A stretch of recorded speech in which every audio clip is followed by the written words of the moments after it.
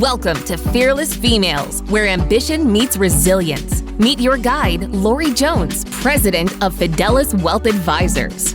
Join her and remarkable women executives as they uncover the triumphs and transformative moments shaping extraordinary careers. Ready to be fearless? Let the journey begin. I wanted to welcome everyone. Thank you so much for joining us today. I was asked a question this last week that I just wanted to address just a minute in my introduction. And someone said, I explained what I was trying to do in empowering women and kind of helping these younger women entering the professions to have a leg up. And they said, well, do you hate men?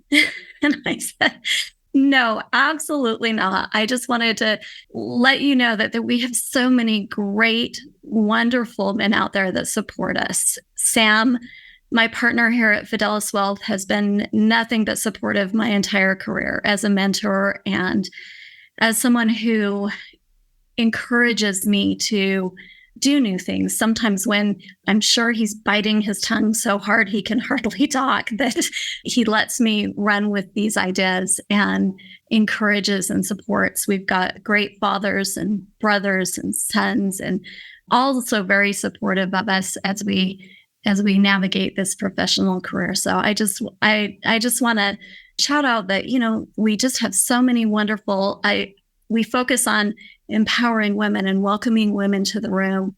But that doesn't by any means mean that men are not welcome either. I would like to introduce our speaker today, Lisa Brown.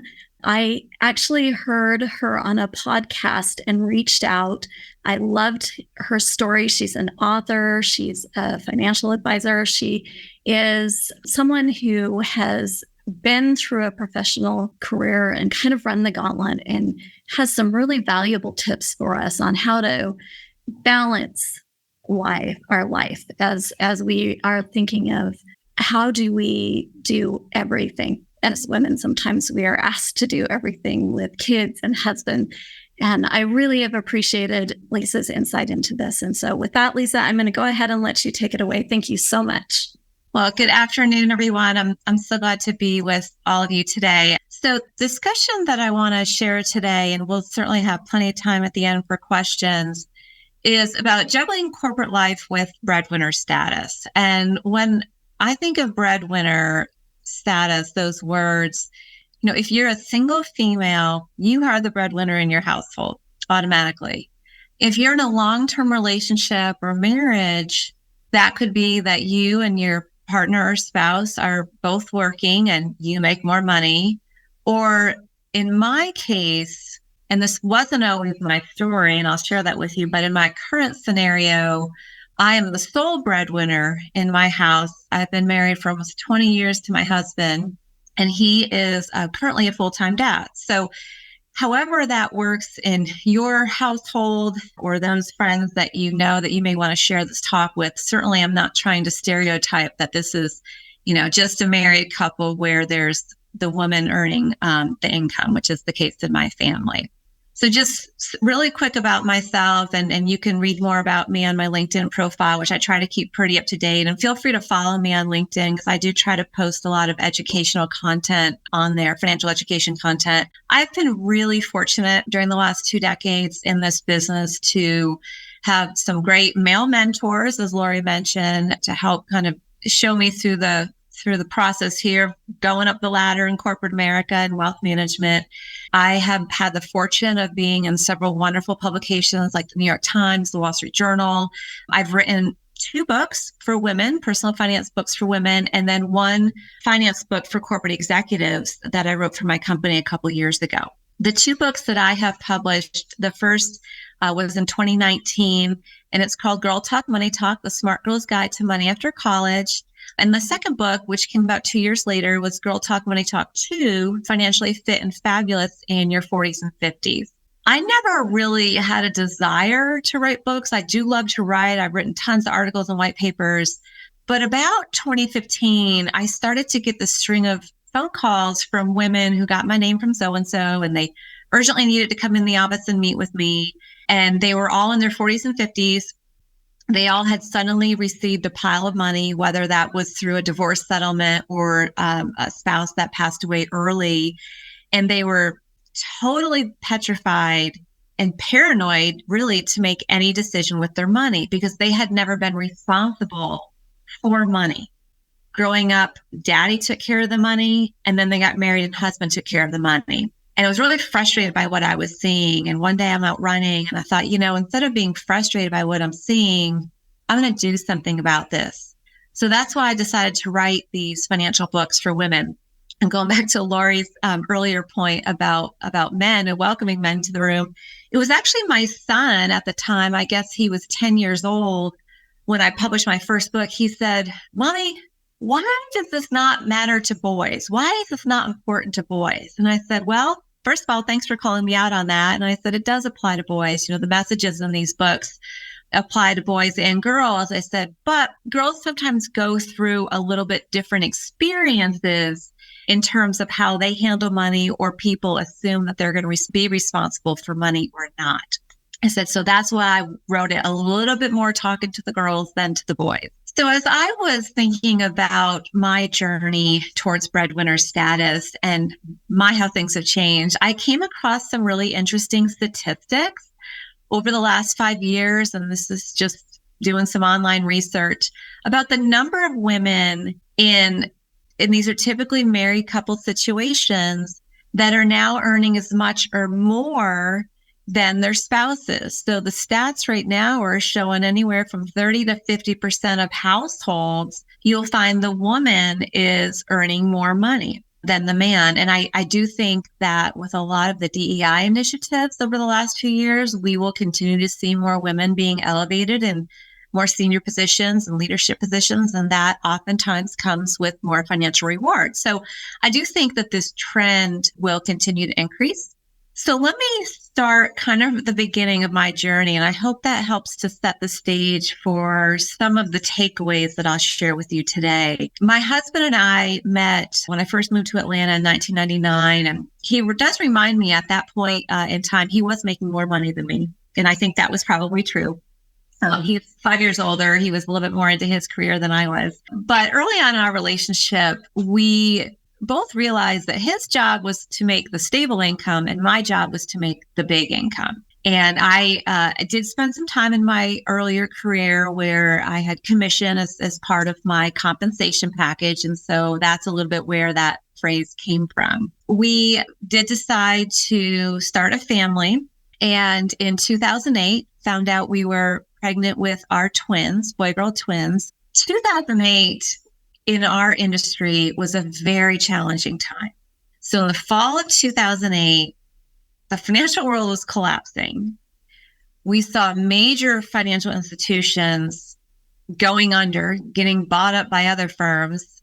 Clients had not experienced this sort of dramatic, fall in the financial markets, maybe ever in their adult lives. It was the worst I had experienced during my career. So this was going on in the fall of 2008. My twins were born in December of 2008. And about 2 to 3 weeks before they were born, my husband, who was an engineer, finds out he's losing his job. And so financial world was collapsing. Here I am, new mom with twins, husband's out of work. I will tell you, it was a little bit blissful in a way that I was so focused on trying to be a new mom with these two babies that I kind of tuned out the news and the financial markets, and probably would have been a whole lot stressed if I was paying close attention to that. But I felt like I had all I could do to survive at home, and it literally was survival mode for those first few months. Now, I did have my husband at home with me, and that turned out to be such a blessing. It's scary when one of you's out of a job and you don't know how soon you're going to be able to get another one. Fortunately, he was able to get a job about 5 to 6 weeks later and did go back to work. I was one of 2 females, younger professional females at my firm at the time, it's the company I'm still with, who they didn't have a maternity policy at the time. So it was mostly a firm of men. They had to think about this, but here come myself and one of my current partners now. We both got pregnant at the same time, so it kind of forced the issue to have a maternity policy in place. But most of it was unpaid. So I took I took my 12 weeks off. I went back to work March 1st, 2009. For anyone who was in the business in 2009, you know that March 9th, 2009 was a very significant date. That was the day the market hit the bottom before it started to rise. So I go back to work. And when I went back, I was changing jobs. We had decided that I would be a full-time wealth advisor, which means I would have client responsibility. Whereas when I left, I was more of in a support role from a financial planner standpoint. So, go back to work, still trying to be a new mom, got these 2 babies. We hired a nanny, full-time nanny for the first 2 years. So my husband and I were both working full-time.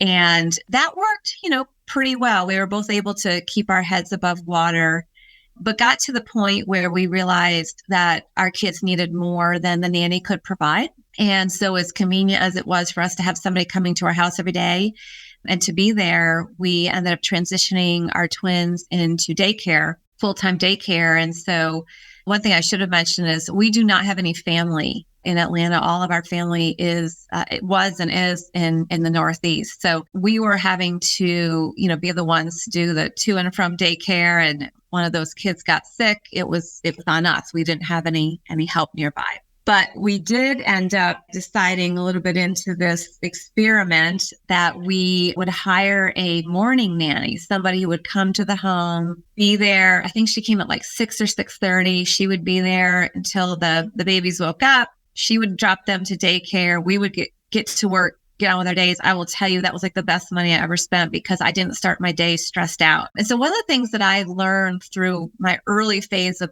being a parent and managing my corporate career, I needed to ask for help. And I also hired help.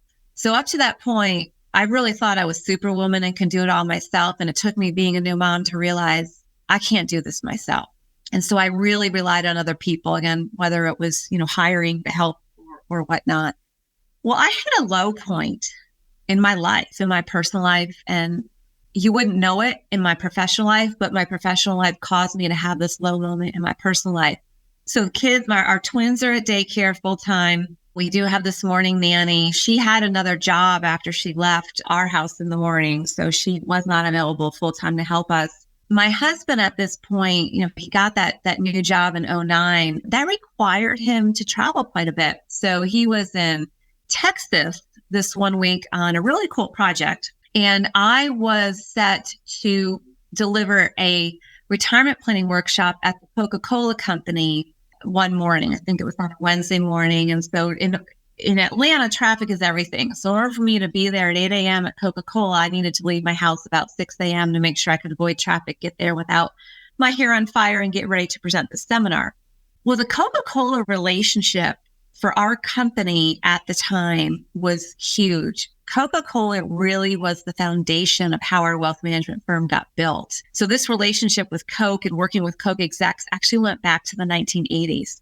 So right before I got pregnant, one of the co-founders of our firm, who was a man, he brought me in to do these retirement planning workshops with him. And eventually he transitioned this responsibility to me. And so when I went back to work in 2009, I was the only one at my company who was doing these retirement planning workshops. So there's nobody else trained in them. Nobody else had the schedule. Nobody else had the content. It was all on me.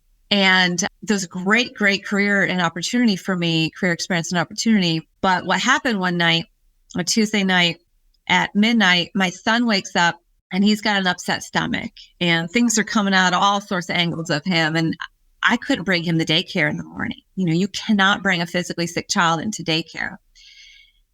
My husband's in Texas. I have this seminar 8 a.m. for which I need to leave at 6 a.m. for, and this is midnight, the night before. So I go online and I go on to care.com and I search for a caregiver who can be there at 6 a.m. This is in 6 hours. This is in the middle of the night. And I find some woman. Fortunately, somebody responds to me. She can be there at 6 a.m. She shows up. I literally show her where the baby's bedroom is, show her where the refrigerator is, and I hightail it out. I go down and I deliver this retirement seminar at Coca-Cola. It was the worst feeling. I did not know who this woman was, complete stranger I hired in the middle of the night. The whole time I'm delivering this seminar, I'm sure the words are coming out of my mouth, but my mind is thinking, are my babies even going to be there when I get home? Are they even going to be alive? And I know that sounds dramatic, but that's what was going through my mind. It was awful. So let's fast forward a little bit, another year or so. 2011, we find out, surprise, we're pregnant with our third child. So at that point, my husband, Jason, is still traveling a lot. My career is really taken off. I'm just dominating at Coca-Cola, which is, Lori, one of the things I talk about in that podcast. I think you heard me share with Michael Kitces. And, my husband and I are firing on all cylinders, but all of a sudden we're like, okay, we've got twins in a full-time daycare, child number 3 coming. Don't really want to put her in daycare. Kind of think we want a nanny to be there full time for the baby. Don't want to take the kids at a daycare back with a nanny. How do we do this? And it didn't take us long to realize that if we were to have full-time care for 3 children, it would eat up my husband's entire paycheck. So we then started kind of batting around the idea of him quitting his job and becoming a full-time dad. It's not something we had ever thought about, ever talked about. In fact, we didn't think we could get pregnant on our own. So having the third child come along really caused us to have to think about our future quite differently than we had. So Jason at the time was working for a company large enough that he could go out on FMLA, the Family Medical Leave Act. And what that essentially said is he was able to take 12 weeks off unpaid, but he was guaranteed his job, same job when he came back. So we thought, well, that seems like a very low risk proposition. We're going to use this 12 weeks as a test run. Let's see if you being home full time is going to work. If it doesn't, no harm, no foul. You go back to work. You have your same job. We'll figure it out. Right? So much of being a new parent is just figuring it out. Well, after the first week, he and I both knew this was the right thing. And he didn't go back to his employer right away and say, I'm definitely not coming back. We gave it time, but it just felt right. And he actually started his leave a bit earlier than we had anticipated, about a month earlier, because I actually got bored being on maternity leave. Taking care of one baby at a time is a whole different than taking care of 2 babies at a time. So I went back to work early. He starts his leave early, but between the two of us, we knew we'd have about 20 weeks. I actually talk about the decision to give up your career for your family in my first book, the Girl Talk Money Talk 1 book, in chapter 11. So if anyone's interested in learning a little bit more about the financial impacts of that, I do share that in my book. But for us, that's kind of the process we use to test drive this change in our life. So like any change that you don't anticipate coming, there's some good, there's some not so good. So for Jason, I think he was elated, like never was a career guy. He worked for a paycheck and didn't really provide him much fulfillment. So he was really happy being at home. I was so relieved to not have that stress of what's going to happen if one of the kids gets sick. What if I get stuck in traffic and I can't get the daycare in time? What if I have a business trip? He's traveling, I'm traveling. How are we going to juggle that? I was so relieved to not have that pressure in my life or my career anymore. But it wasn't all roses for me. So within the first year, I had a couple of pretty low points of this change for me. The first I call crying in the closet. So one night I come home from work and I'm all in my business attire, and Sophia is our youngest, our third child. She was crying or whining about something, and I pick her up and I'm trying to console her, and she won't stop crying and won't stop crying. And then Jason comes over and takes Sophia in his arms, and she immediately stops crying. So I go upstairs and get out of my business clothes and put on shorts and a t-shirt or whatnot, my typical routine after work. And I just lose it. I am bawling and bawling and bawling in my closet, surrounded by all my clothes. I just was in my head, I'm thinking, I don't have a bond with my baby. I'm gone all day. He's here all day. What did I do? Why as a mother would I leave my child? And now my child doesn't know who I am because I'm not here all day. So that was emotional breakdown number 1. during this first year of our new lifestyle, when we would meet somebody new, typical comment you ask people is, so what do you do? So Jason would answer, I'm retired.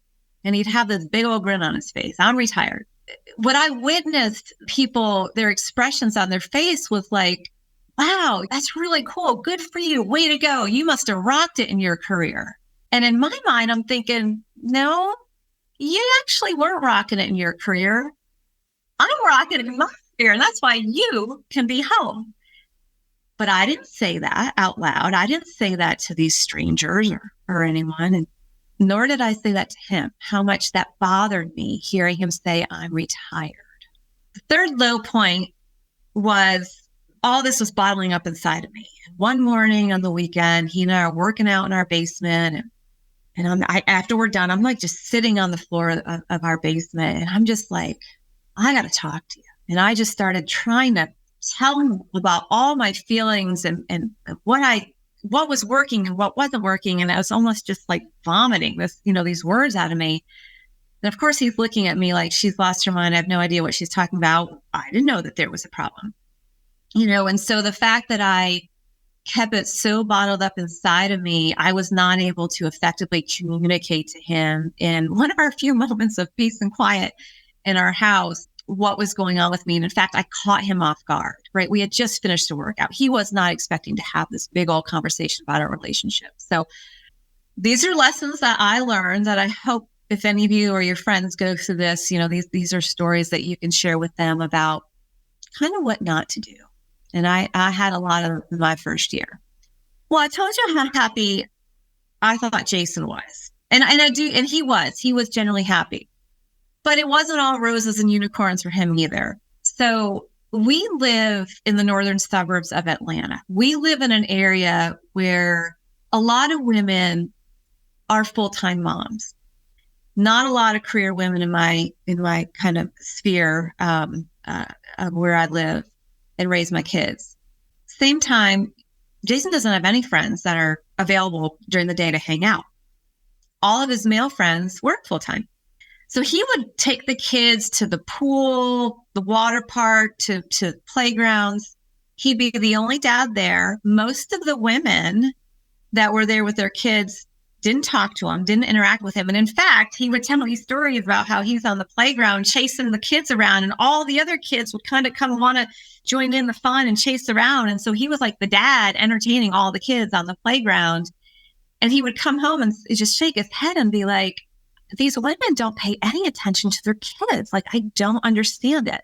I also heard some kind of rude phrases his friends would say, and, maybe a little behind his back or in jest about, yeah, well, it must be nice, to not have to blah, blah, blah, or aren't you so lucky? Or, yeah, you're living on Easy Street now. But long time friends of his, people we consider close, were jealous, I would say. And he would take the brunt of that in some of their not so nice comments. So again, it wasn't all roses and unicorns for him either, from what he experienced during this transition. For me as the sole career person, and this may be the case for somebody who is the breadwinner, even if there's two working adults in the relationship. I do think there's a lot of benefits that I've experienced. There's more benefits than negatives. By the way, I have stopped crying in the closet. That only happened once. But the number one phrase that I feel like is said in my house is, and it's directed at me, it's, what is your schedule? So once Jason quit his job and I was the full-time working parent in the household, my schedule dictated everyone else's schedule. And in many cases, it kind of still does. So if I needed to be gone on a business trip, I booked that business trip and I went, and I came back when I was done. If I needed to work late on a project, I worked late on a project. I didn't have to pick anyone up from school or daycare. I had to give nobody advance notice. I mean, I would tell Jason, hey, I'm not going to be home till 8 or 9 or whatever. And he knew, okay, I've got to get dinner on the table and whatnot, things that I would normally do. But I just would come and go as I needed or wanted to. My career really flourished during this time period. I was able to take every meeting I needed or wanted to take. I was at the morning networking things, the evening networking things when I needed or wanted to be. I did the business trips I needed or wanted to take. And I could be very flexible with client scheduling meetings. This is at a point in my career where I was really trying to grow my book of business. And I did great. It worked out really, really well for me professionally. That middle picture that you see, me and that's my partner, Annika Kushney, we're in a golf cart on a business trip in Mexico. And so we're gone for a week in Cancun and we're out, golfing and doing our thing. And that's, Jason would say joking like, gosh, I wish spouses could come on this, this business trip. But that's just an example of some benefits, some joys, some pleasures I've been able to have in my personal life and go and come as I please.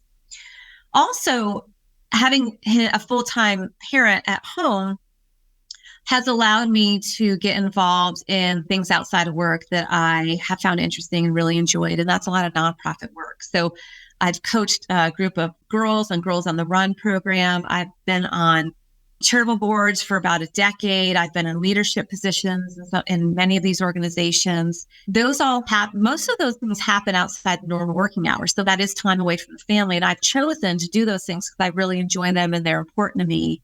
And then the picture that on the upper far right-hand corner, I also have participated in a number of running races around the country and ran a marathon in Bermuda. And so again, that's me saying, this is what I want to do. And I just went and did it. And I had the freedom and flexibility to do those things. So those all shaped my life, who I am, things I enjoyed. And I probably have sacrificed a lot less than most working women because I had Jason at home, and I knew he was taking care of the home front. So was it the right decision? Our twins are now 14. They just entered high school. Our youngest is 11, just entered middle school. My, how time flies. I'm sure all of you have heard that phrase and we have lived that as well. So I've shared with you, after 1 week of Jason staying home, we knew that was the right choice for our family. It wasn't perfect. It wasn't perfectly easy, but it was the right choice. I shared with you that my career really flourished when I could really focus on work. When I was at work, I was focused on work. I wasn't worrying about who's picking up the kids from daycare or whatever. Did lunch get packed this morning. So interestingly, after the first year of Jason being home, my income went up to a level where I actually replaced his full salary. That is not something, that was a pleasant surprise. We had not planned on that happening, but it was a benefit that we experienced with me being able to focus a lot more on my career. I do think money conversations are critical when you have an imbalance of the income earner in a family. I think that money, as we see with clients, money can ruin marriages. Money can ruin relationships. It's so critically important that you talk about money. Fortunately for Jason and I, we both grew up in what I would consider lower middle class. And so we have always been pretty careful with how we spend money. Jason has never changed. Even though my income has gone up over the years, he's never changed the way he looks at spending money. If he was spending what I consider frivolous money while I was the one making money and he was at home, I probably would have been in the closet crying some more. Okay. That would have caused a lot more stress in our marriage. And we would have had to spend a lot more time talking about that. But I think we might be a little unique in that we both were raised the same. And so we're both kind of on par there. But again, I think this is just a critically important conversation to have before you make that transition, during those transitions. I'm going to skip the school system for a minute and come back to that. The expectations of home management, I think that's another area that also is important for people to be cognizant of. So I have plenty of female friends that are full-time moms, and they are the ones doing the cooking, the cleaning, or hiring a cleaner. They're the ones doing the laundry. They're the one making the kids' lunches. They're the ones doing carpool. They're the ones making sure they know the kids' schedules here, there, and everywhere those kids need to be. Jason and I talked about those expectations going into our new situation back in 2012. But as the years have gone on, we've also fallen a little bit lax in our communication there. So I know, and he knows, he's responsible for carting the kids around to where they need to be. But what we haven't effectively always talked about are things like who's packing the lunches, who's making dinner. I handle all the financial stuff in our household, and all the vacation stuff. But if there was ever a time that I needed or wanted him to handle that, I would have to specifically tell him, I need you to do this. This is on you. Any night I come home late for work, the lunches for the kids are not made for the next day. It could be 9 or 10 o'clock at night, right? I didn't tell him specifically. He's so used to me doing it. I did not tell him specifically, you need to make the lunches. I'm going to be really tired when I get home. So I definitely, a lot of this falls on me to do a better job communicating with him about how we want to handle the home stuff, especially if it's not what's fallen into the given. Again, I handle vacations, finances. He handles carting the kids around on their schedules. Outside of that, we probably need to do a better job. So this is, still evolving, and we're over a decade into it. I do remember early on working with clients, I had one client where she was the breadwinner. She was an executive at Coca-Cola, and her husband worked full time while the kids were young. And then when the kids became preteens, he left his job in government to be a full-time parent. And she said to me, Lisa, we think it's more important to have a parent at home when the kids are teenagers. And at this point, I think I had twins, they were newborns, and I had a hard time kind of understanding that, like, well, you're not having to change diapers. Like, they can walk on their own. They can feed themselves. Like, how hard is it? Well, once you get there and you're in that point of life, I realize now there's a lot more of the, emotional development and needs that the children have. There's also a lot more of the having a set of eyes around to make sure they're not getting themselves into trouble, or who are they hanging out with, and how much time are they spending on their phones, and, is the homework getting done? So there's just, different phases of life where you might find, or others that you care about, if you share this conversation with them, they may find that they want somebody more physically present at home. It doesn't mean it needs to be forever, but there could be phases of life where that matters to them. And finally, the school system. The school system has been very, very difficult for me. This has primarily happened when the kids were in elementary school. So when we register our children for kindergarten for the first time, you put down the dad's information, the mom's information. And what I found was that every teacher was defaulting to marking the mom as the primary point of contact. So I would get calls from the school that, they would call me and say, Corey's got the stomach bug. You need to come get him. And I would say, well, have you called my husband? Well, no. I said, well, I'm an hour from you right now at my office. My husband is 2 miles away. He can be there in 5 minutes. Oh, okay. So then what would happen is I'd have to call my husband, tell him the school called. He's like, why didn't the school call me? I don't know why the school didn't call you. So then we started figuring out, when we go to open house and you have to fill out, the family information, the contact information, whatever.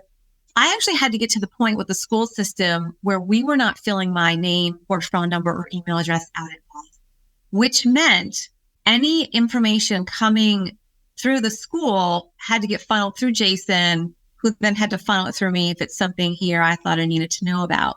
So I thought that was the right thing. I'm like, if they're not going to respect our dynamic, I'm going to force the issue on them and make myself invisible. Well, I can tell you a number of times my children would come home and say that things like the teacher didn't think they had a mom, or if I showed up for like a class party, they'd be like, who is that? Who is that person? Well, that's my mom.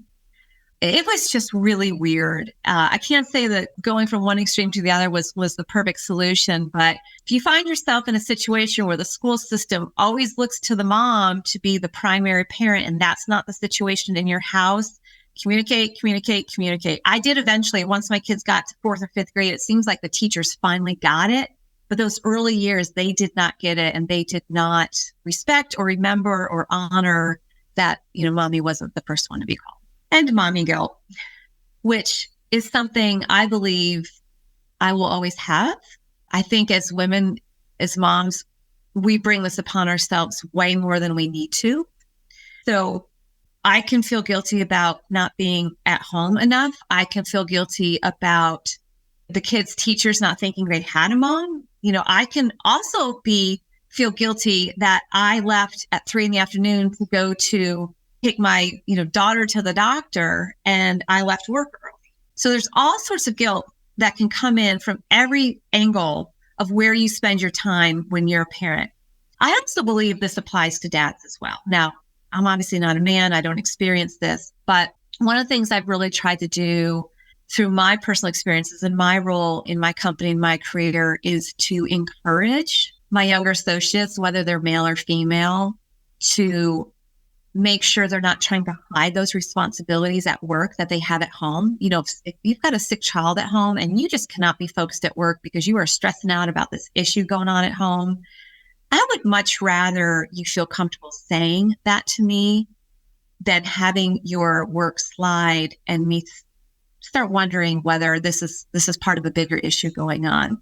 There's been many times where I have seen on someone's calendar, like they have to leave at 4:00, to go pick up their son from school. It's my responsibility to not schedule a 4:30 phone call with that person, right? I know better because I experienced that. Especially before Jason started staying home. I can't tell you how many times I was trying to juggle these calls or meetings and, I got to talk at 4:30 and I'm like, oh my gosh, I have my child in the backseat. I hope they don't scream, right? Those are just considerations that we can give to others coming up behind us to make their life a little bit easier, juggling being a parent, being in the corporate world, a career person. And just because you are the breadwinner, or the single income household, I also don't believe it gives your employer the right to expect that you will sacrifice your family life and be there at the office more. You may choose to do that, and that's fine, and that's on you. But if you find yourself in an environment where your employer makes that assumption of you, that you have more hours to give, that's worthy of a conversation if that's not where you are. Okay, so what would I change? Well, I've talked a little bit about this today. I haven't handled this perfectly. I've still got a lot to learn. I'm still trying to navigate through it. But as I said, communication is key. I highly encourage people to communicate about financial expectations, home management expectations. How are we going to share our new arrangement or our different arrangement with our friends and our loved ones or even our employers? So just like we advise our clients that they need to communicate about money and things important in their lives, we need to take our own advice here.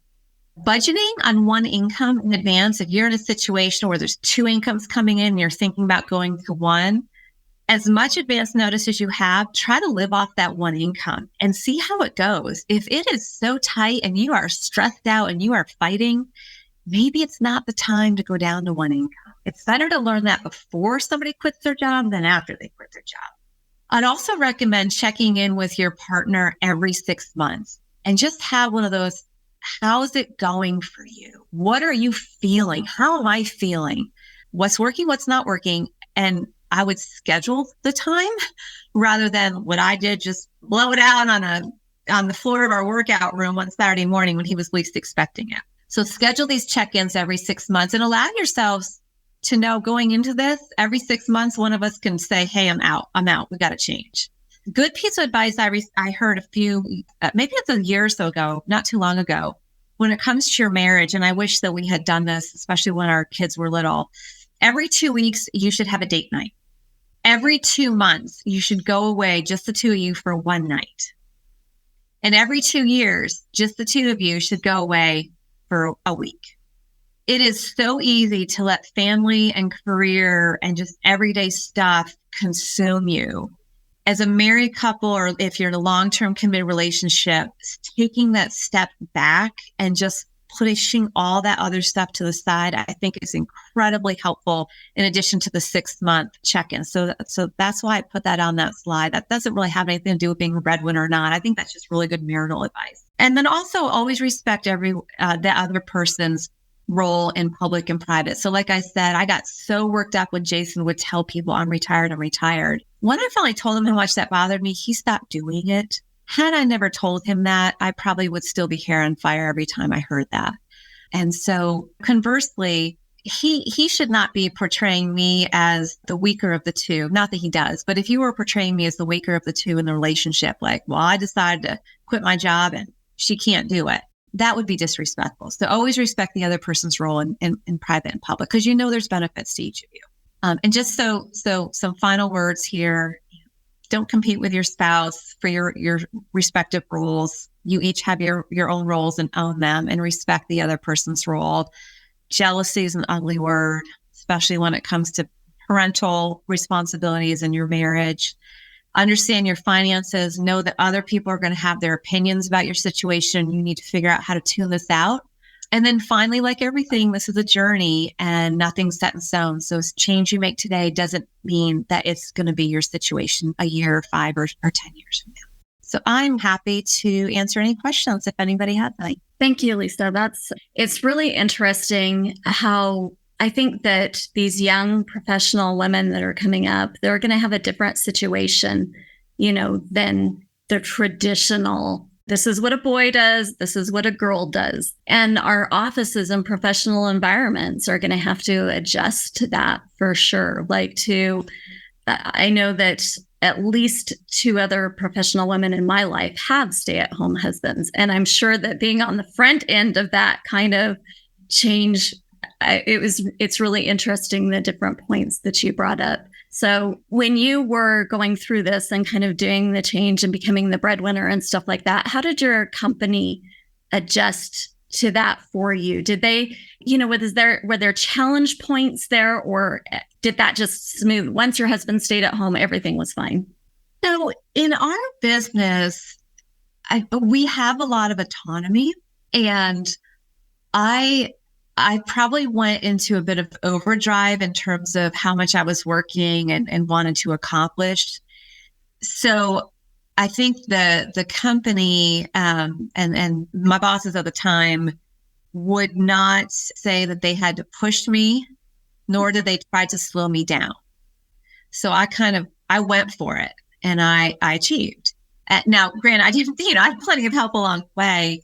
I did have one experience though that has always resonated with me. And I honestly can't believe I'm still harboring this. But when my son was 18 months old, he decided to jump off the couch on our screened-in porch. And this couch is only like a foot and a half off the ground, Well, he broke his femur.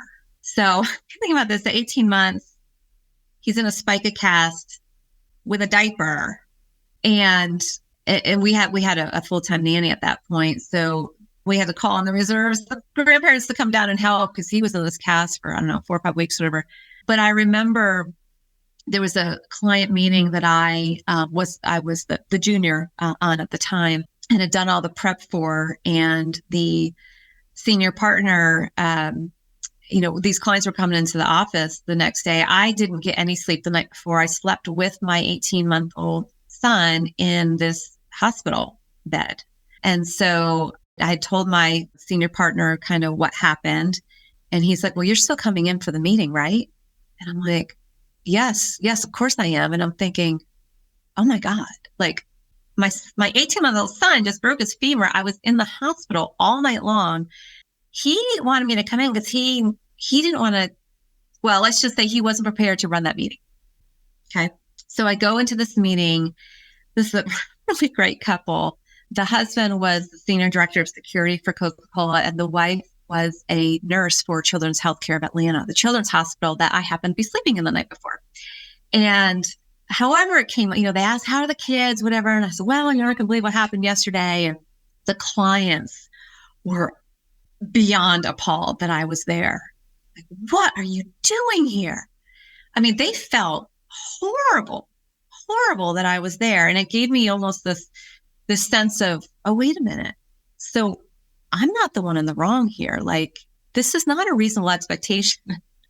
Anyway, the very next day, I get the shipment from these clients. I was telling them how, it's an 18-month-old. You can't really find onesies to fit an 18-month-old, but that's all that my child could wear because he was in a spica cast. And the next day, this big package of these size 2T onesies shows up from the clients, And anyway, it was just super sweet. But So for the most part, my company was very supportive, but I did have this one instance that really resonated with me where there was such a disconnect of being a parent. His wife stayed at home full time. He never had to be the one to drop anything for the kids.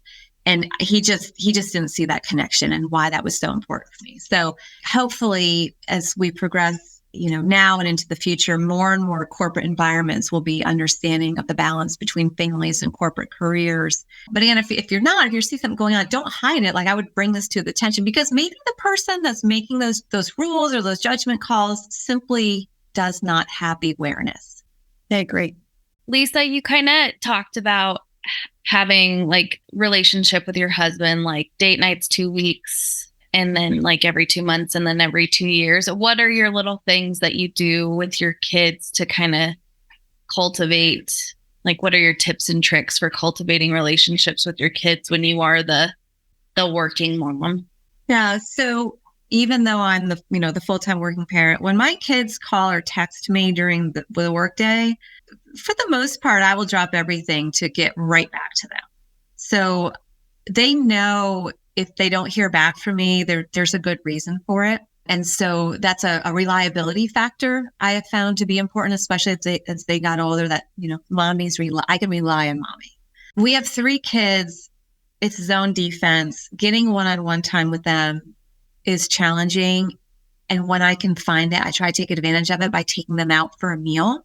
So especially as the kids get older and they're more into their friends than they are into their family, as teenagers, that time is difficult. I also try to, thank you to COVID, I try to be home in the afternoon when they get home from school, because I have found that, like, if you're going to get information out of your kids, they almost just throw it on you the second they walk in the door. And fortunately, we've got, 2 different school schedules. So all 3 of them aren't coming at the same time. So you can kind of process better. But being that right after school moment, I found that to be pretty critically important. I've got a lot of friends who have said to me for years, they always drive their kids to school because that's the only time they get that one-on-one focus time with their children. Also on the weekends, I try to be like uber present. Like, they need to just, and this happens last minute with teenagers. Oh, I need to be at so-and-so's at 2:00. I will drop what I'm doing and make sure I bring them. So, and for many years, I've tried that from Friday night, to Sunday night, being super, super available for family. And then the Monday through Friday is the best I can balance it to be. But those windows, you kind of find those windows when they're available and they're ready to interact.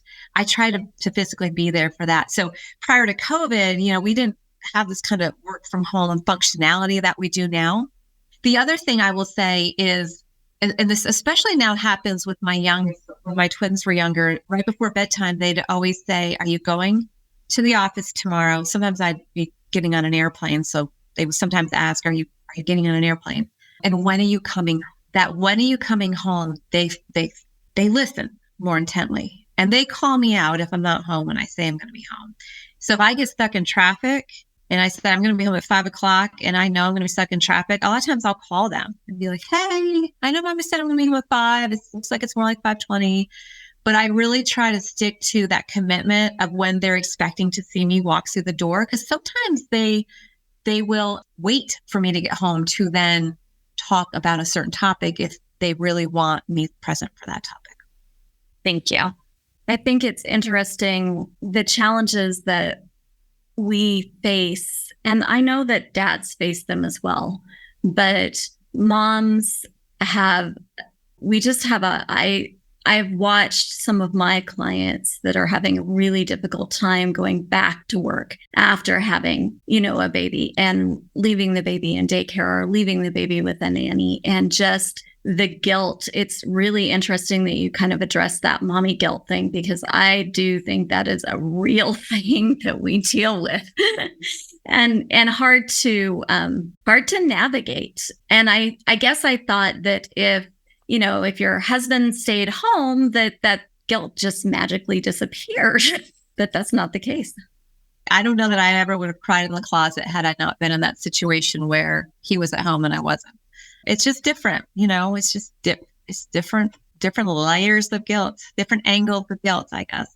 For sure. Well, I really appreciate your time here, and I appreciate you helping us out, providing some insights, and just talking to us about your journey. I do think that as more women enter into these professional situations, we're going to find more breadwinners, and they're going to need to navigate family because you have families. You have those cute little kids. They do crazy things, and you've got to work with your partner and decide what situation is the best for you. And unlike 20, 30 years ago, it's not always, well, mom will stay home. Yeah. I really appreciate it, Lisa. Thank you so much for your time. You're welcome. Let's spend time with all of you. All my best.